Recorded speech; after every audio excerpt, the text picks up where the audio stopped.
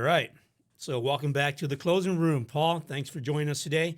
I'm your host, Jesse. I'm a realtor and investor. I'm with the Moreno Group. And again, thank you for joining us today. As always, before we get started, you guys, if you're thinking about buying us on a home, make sure you reach out to us. Here at the Moreno Group, we would love to help you out. I know there's a lot of things going on in this industry where people have a lot of questions and a lot of conflicting advice out there. But here at the closing room, we're all about straight talk, no fluff. So we're here to give you the best advice that we can to help you through that process if you're looking to buy or you're looking to do anything real estate related. So I also want to do a quick shout out to the sponsor today. It's Drake's Title Agency here in Phoenix. In fact, they have several agencies around the Valley location here in Phoenix, Arizona. If you're looking for reliable escrow services that support real estate agents and buyers that start the escrow process, help you all the way through the post-closing, you got to reach out to Drake's Title, and they're here to help you out. So make sure you guys reach out to them at drakestitle.com.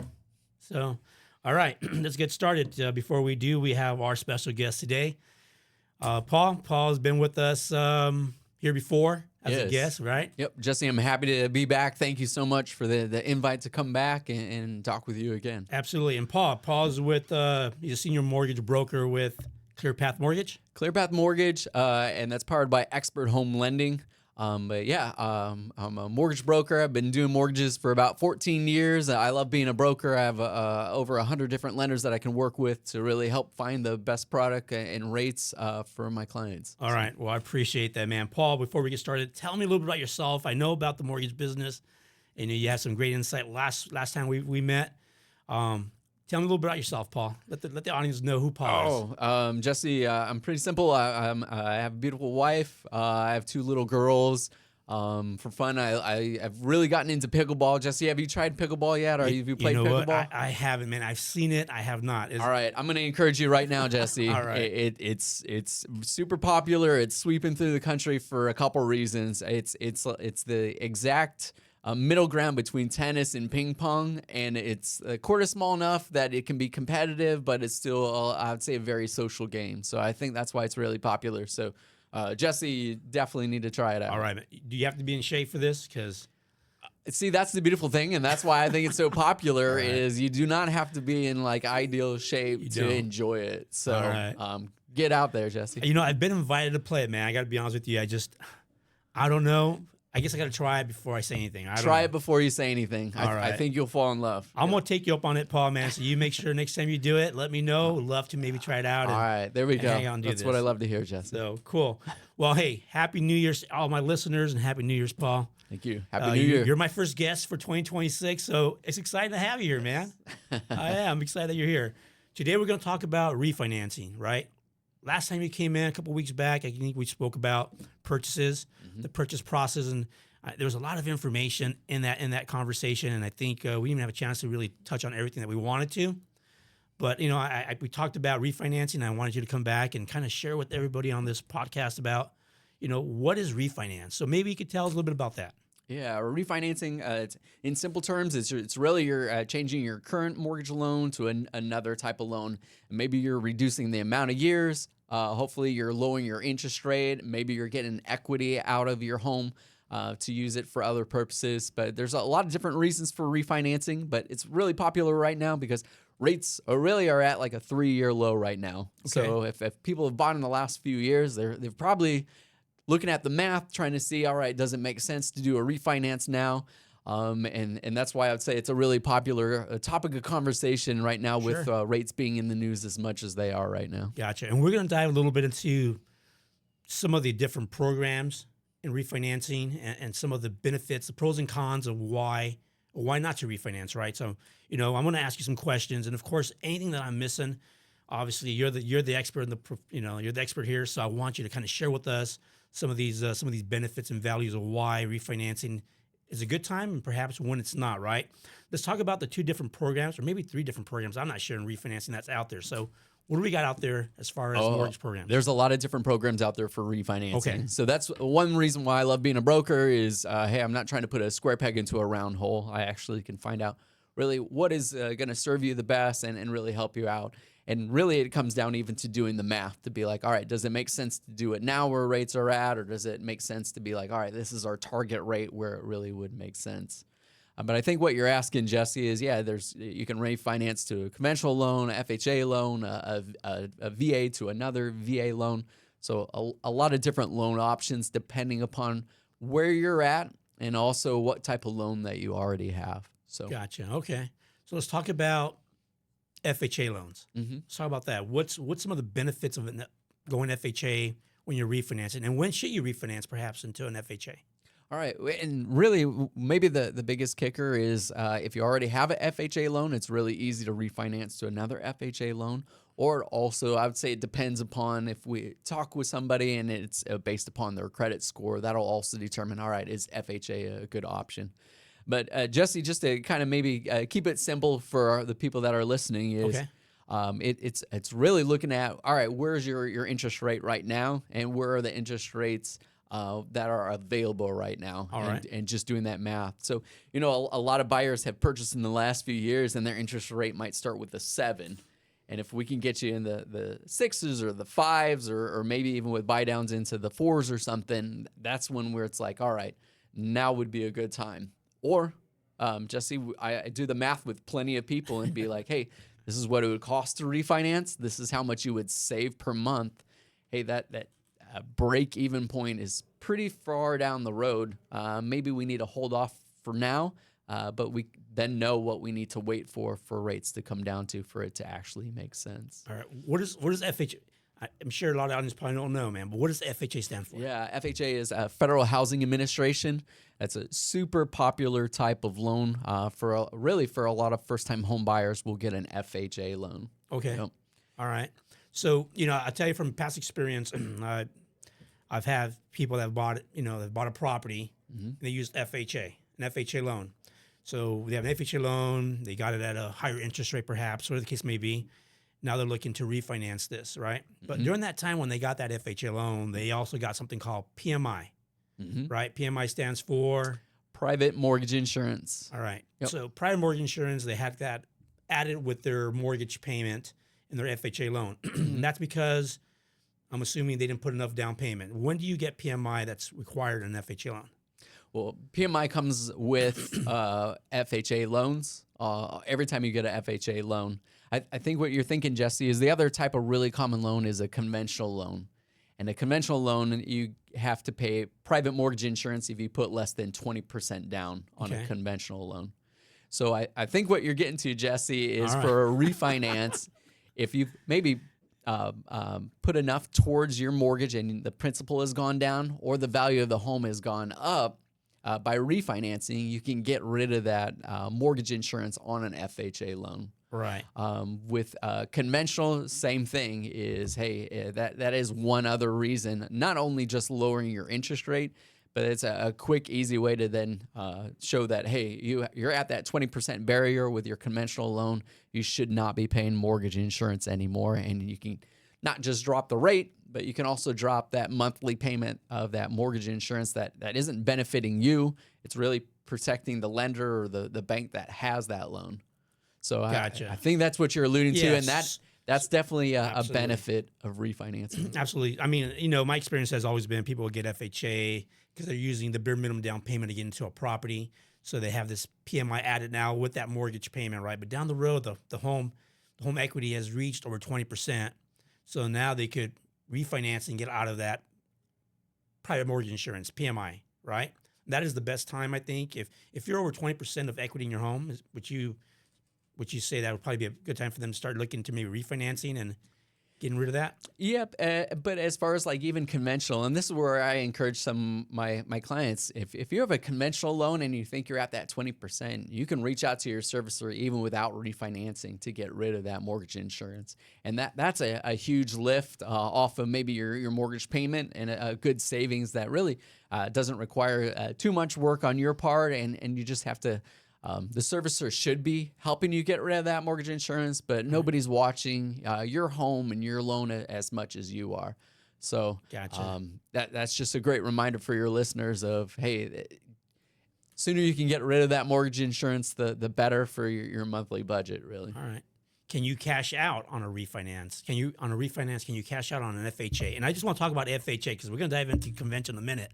But on an FHA loan, can you just refinance and cash out on that? Yes, yeah. If there's sufficient equity in the home, you definitely and that's there's really two different types of refinances. There's rate and term is what they call it, whereas you're not getting any equity out of the home. Okay. And then the second type of refinance is cash out, which is exactly what you're describing. Hey, my home is worth this. I want to be able to take out some of that money so that I have those funds to really do whatever you want with it because it's your money. But it is taking out money from the equity of the home during the refinance process. All right. We could use that money for home improvements, debt consolidation, paying things off, or go on vacation. People use that money for really whatever they want because it's their money. That's right there. All right. Yep. All right. Cool. The one thing I do remind folks when it comes to refinances, regardless of what type of loan it is, if you do a rate and term, the interest rate is a little bit lower than if you do a cash out refinance. Oh, is that right? Yes. Okay. So that's one thing to keep in mind. And once again, you can do the math to look at the difference to see what the difference really is for your particular scenario. All right. But the reason that they just consider like a cash out refinance is a little bit more of a risk from a lender's perspective, and rates equals risk. Okay. So that's why there's a distinguish between the two of just rate and term where you're just doing what you own the home versus a cash out where you're taking equity out of your home. All right. So I just bought a house last year. Hypothetically, I just bought a house last year, FHA, and rates have gone down. Can I refinance within that year after taking out that loan, or is there a time period I got to wait before I can refinance?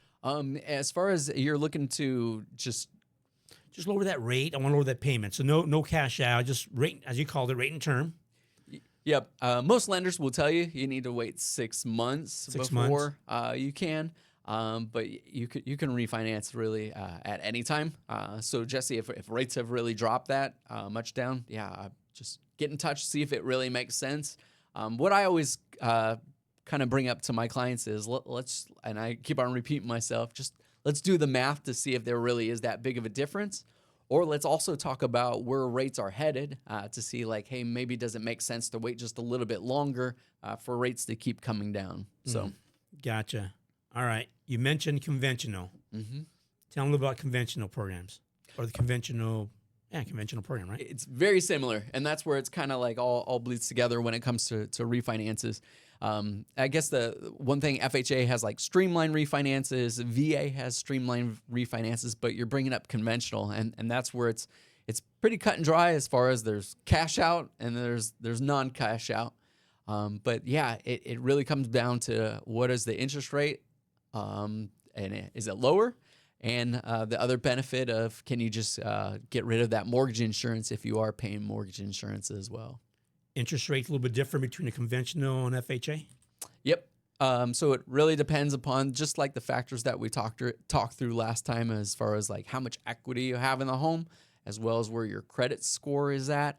All those play factors into, all right, what rates are available, what's applicable for your scenario. Okay. But as far as the conventional, it's pretty cut and dry between those two different types of refinances, and then it's just figuring out, all right, what are your goals? What are you trying to accomplish, and does it make sense? Gotcha. What about when it comes to cost? So when it comes to a refinance on a cost-related basis, is there a difference between an FHA or going conventional when it comes down to, the origination fees perhaps or anything like that? Yeah, as far as like the other one that we mentioned was FHA. They have streamlined refinances, which are usually less expensive, as well as VA, since those are two government loans. Okay. Those refinances usually are less than, let's say, a conventional. So that's one thing to keep in mind. But when it comes to like the fees, every lender is going to have different fees. But what I recommend is you're going to have title fees. You might be setting up your escrow account if you have an escrow account that are built in.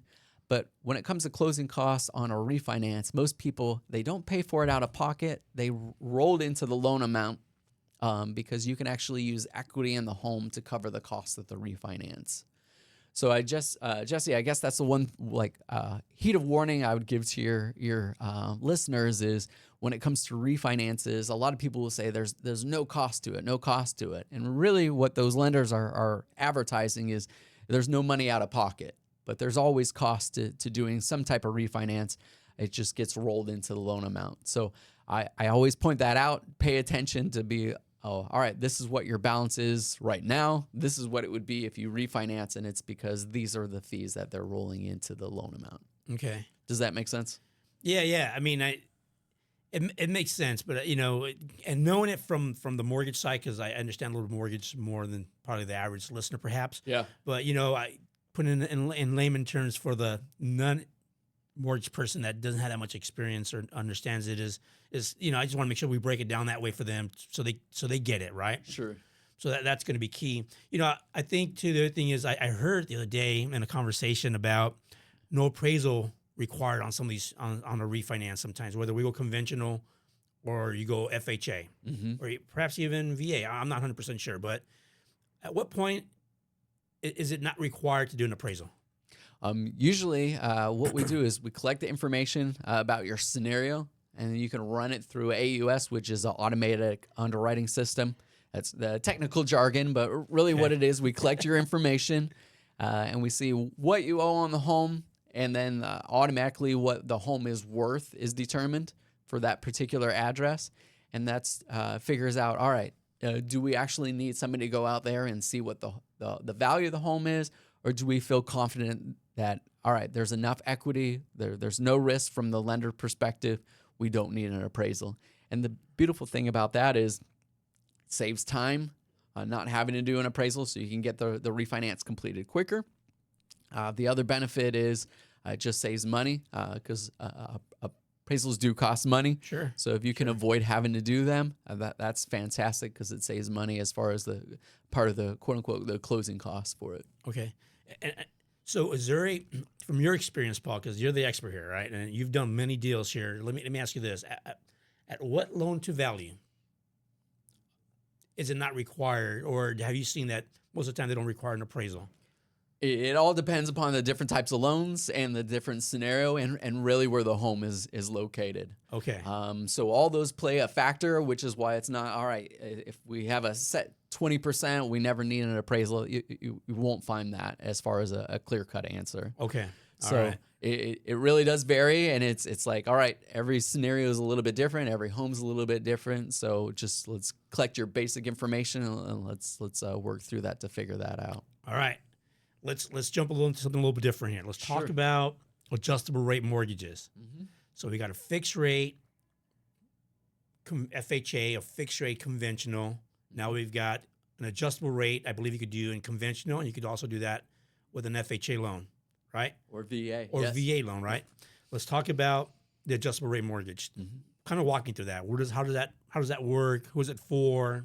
What are the benefits of it and having it? Yeah, most definitely. So adjustable rate mortgage, also known as an ARM, ARM, adjustable rate mortgage. Okay. It usually comes in with, it'll have like different numbers in front of it. So it might be like a 3-1 or a 5-1 or a 7-1. Those are probably the most common, or a 10-1.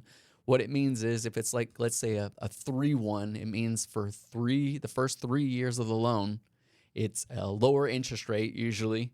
And then after that 3 years, it can adjust based upon whatever the market is. Usually there's like caps of how much it can adjust, like for the life of the loan, or how much it can adjust per year. But those adjustable rate mortgages, just like you said, whether it's a conventional, FHA, VA, any type of loan that's adjustable, really what I ask my buyers to think about, or if they're refinancing, how long do you plan on owning that home or having that home? So like, for instance, if I'm working with, let's say, somebody who's eligible for a VA loan, let's say they're active duty, they're in the military, they know they're going to be stationed or at a particular base, and they're only going to live there for 4 years. And then after 4 years, they plan on then selling that home, and then they'll get moved to a different duty station. They might be a perfect candidate for an adjustable rate mortgage if they are like, I'm only going to own this home for 4 years. Well, then maybe we should look at an adjustable rate mortgage that's for, let's say, 5 years, because we can take advantage of that lower interest rate. Jesse, I would say adjustable rate mortgages haven't been that popular. I haven't used them obviously nearly as much as a fixed mortgage, just because it's having that peace of mind of if anything changes, I want to know in my life what my mortgage payment is going to be, rather than worry about, in 3, 5, 7 years, my monthly payment for my mortgage might go up. So Right. So that's the pros and cons between a fixed rate and the adjustable rate mortgage, is knowing if that payment is going to be fixed long enough for whatever time period you need it for, what works best for you. Like you said, if you're relocating due to being in the military, right?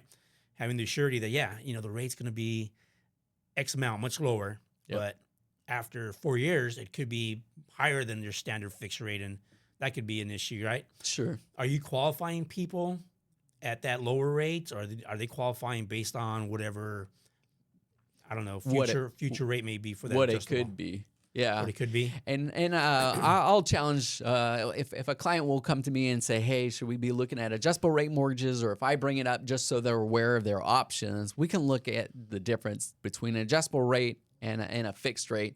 And usually the gap between isn't that big, where it's like, all right, we should go take advantage of the adjustable rate mortgage. It's more of like, all right, most people want the peace of mind of this is what it's going to be. If I have this home for the 30 years of how long I have this mortgage, which most people don't, but it's at least that peace of mind of I know what I'm going to be paying on a monthly basis for this. Because the only thing, if you get a fixed mortgage interest rate, the only things that really could then change or make your payments change would be if your property taxes change or your homeowner's insurance change. And that's if you have an escrow account set up with your mortgage payment. Gotcha. So it's having that peace of mind of I have a fixed mortgage. I know what I'm going to be paying on a monthly basis for that mortgage payment. Gotcha. All right. Good stuff, man. Good stuff. Let me dive into something a little different now. You ready for this one? We're ready. Let's talk about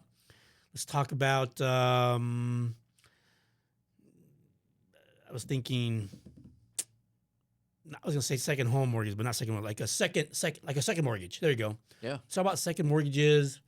When's a good time to take one out, and why should we take one out? You're talking about what I'm assuming is HELOCs and HELoans.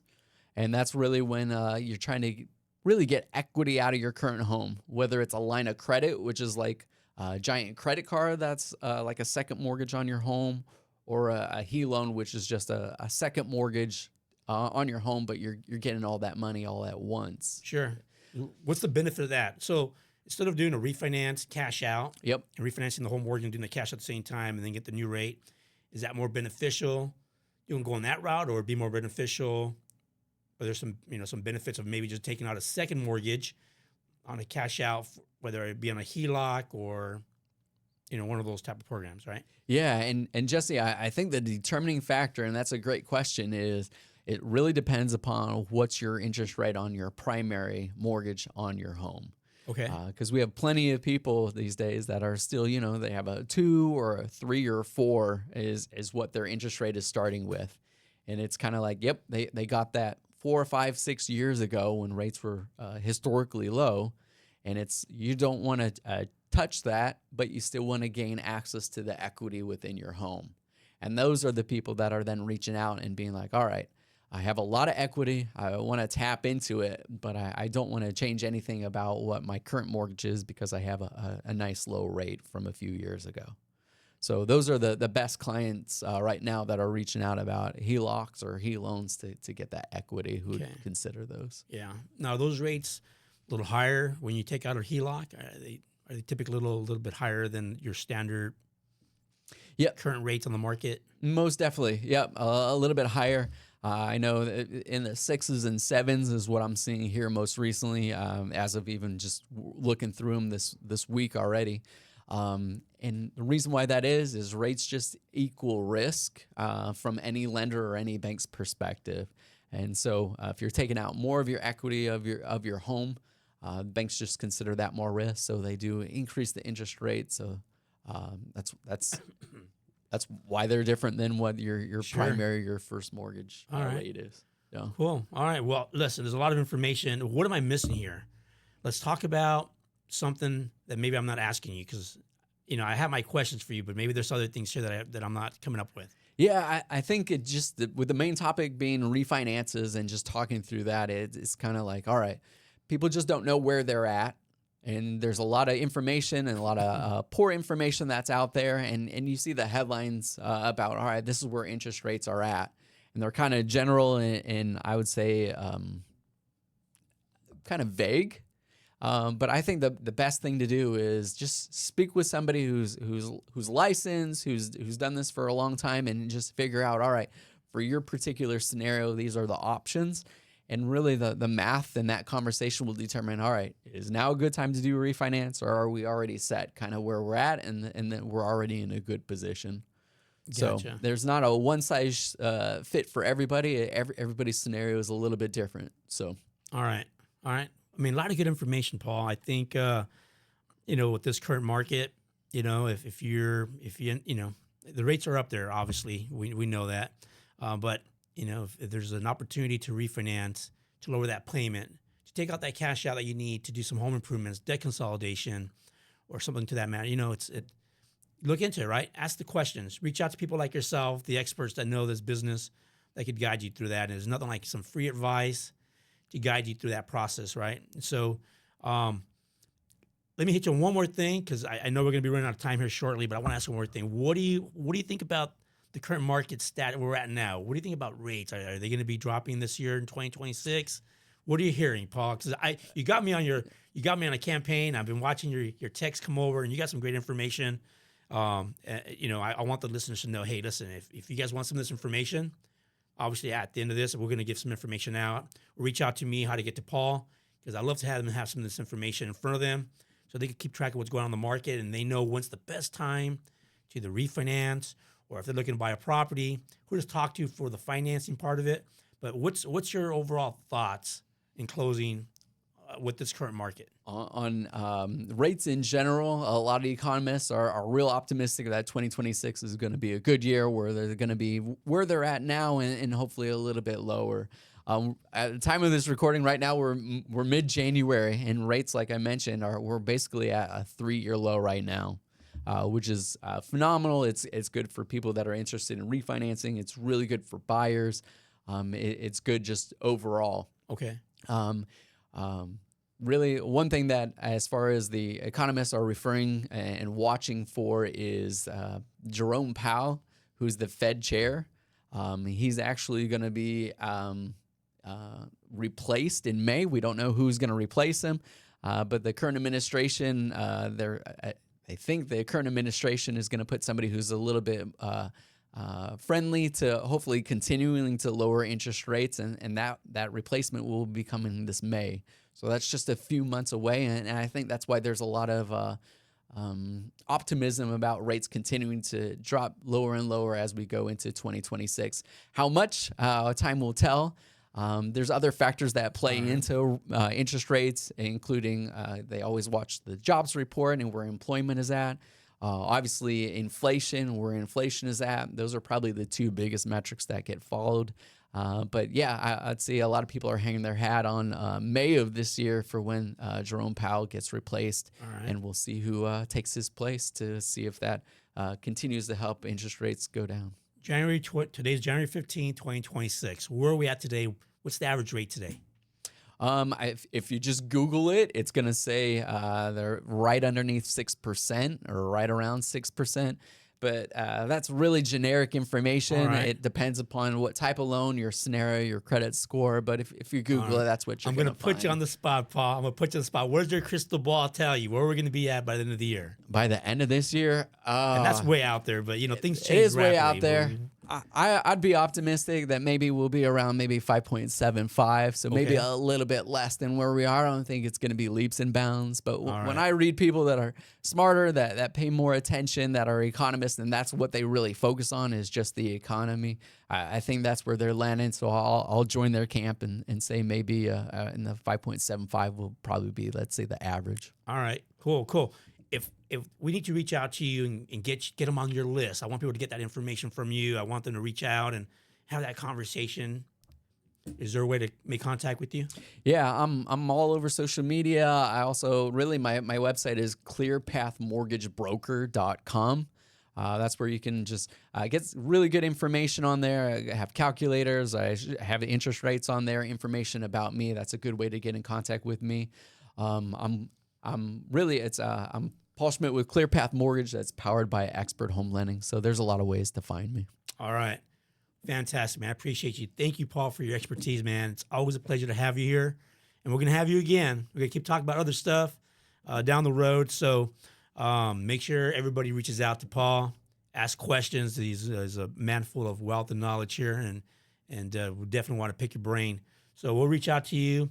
Next week, we'll tackle another big topic. We'll see what it's going to be. I asked my users, my listeners, to reach out to me and send me a message, a DM, and say, hey, Jessica, let's talk about this. Bring a guest speaker on this. We're going to have different people coming around.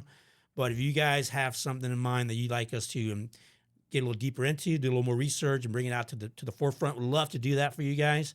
Hopefully this is helpful. Please subscribe to my site. You'll find me on Instagram and TikTok under the Closing Room AZ. And as always, thank you for hanging out with us today, everyone. And until next time, happy house hunting, happy refinancing. Have a blessed 2026 year, and looking forward to another fantastic year. And again, set no limits, everyone. Thank you, Jesse. Absolutely. Thank you.